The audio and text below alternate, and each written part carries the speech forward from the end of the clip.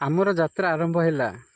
ଭୋର ସକାଳୁ ଚିଲିକାର ଏହି ବିଶାଳ ପାଣି ମଝିରେ ମାଛ ଧରାଳି ଭାଇମାନଙ୍କ ସଂଘର୍ଷ ଦେଖିଲେ ଲାଗେ ଜୀବନ କେତେ କଷ୍ଟକର ହେଲେ ମଧ୍ୟ କେତେ ସୁନ୍ଦର। ଉଚ୍ଚ ଲହଡ଼ି ସହିତ ଲଢ଼ି ମାଛ ଧରିବାର ଏହି ପ୍ରକ୍ରିୟା ବାସ୍ତବରେ ଦେଖିବା ଭଳି।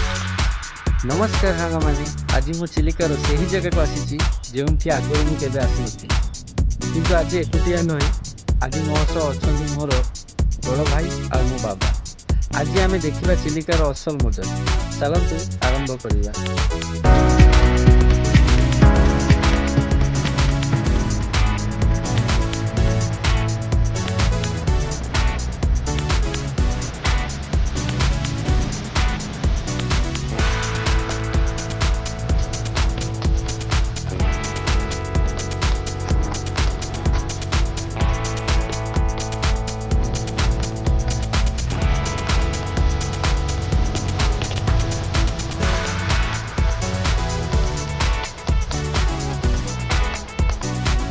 ଦେଖନ୍ତୁ ମୋ ବଡ଼ ଭାଇର ହାତ କେମିତି ଚାଲୁଛି। ଏ ଜାଲ ପକାଇବା, ମାଛ ଧରିବା ଏହା କେବଳ କାମ ନୁହେଁ, ଏହା ଏମାନଙ୍କର ଏକ କଳା।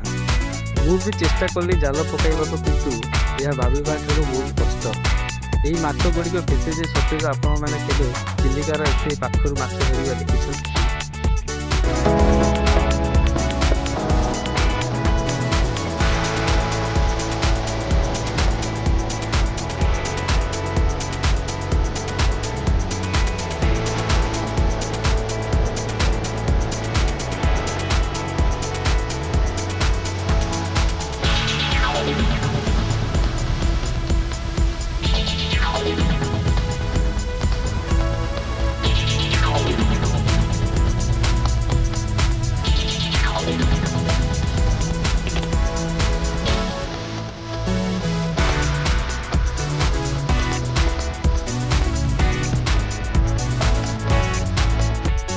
ଆଉ ଏ ଦୃଶ୍ୟଟା ଦେଖନ୍ତୁ, ଏ ପକ୍ଷୀମାନଙ୍କ ପାଇଁ ତ ଚିଲିକା ସବୁବେଳେ ପ୍ରସିଦ୍ଧ।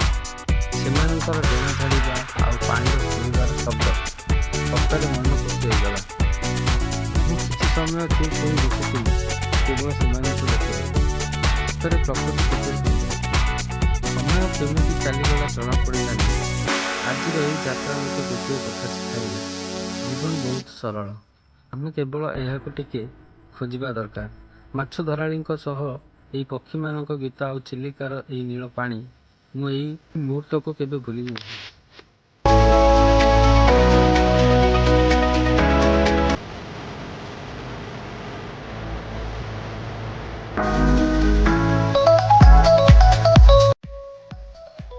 ଯଦି ଆପଣମାନଙ୍କୁ ମୋର ଏହି ଛୋଟ ପ୍ରୟାସଟି ଭଲ ଲାଗିଲା, ତେବେ ଚିଲିକା ଏକ୍ସପ୍ଲୋରକୁ ସବସ୍କ୍ରାଇବ୍ କରିବାକୁ ଭୁଲନ୍ତୁ ନାହିଁ।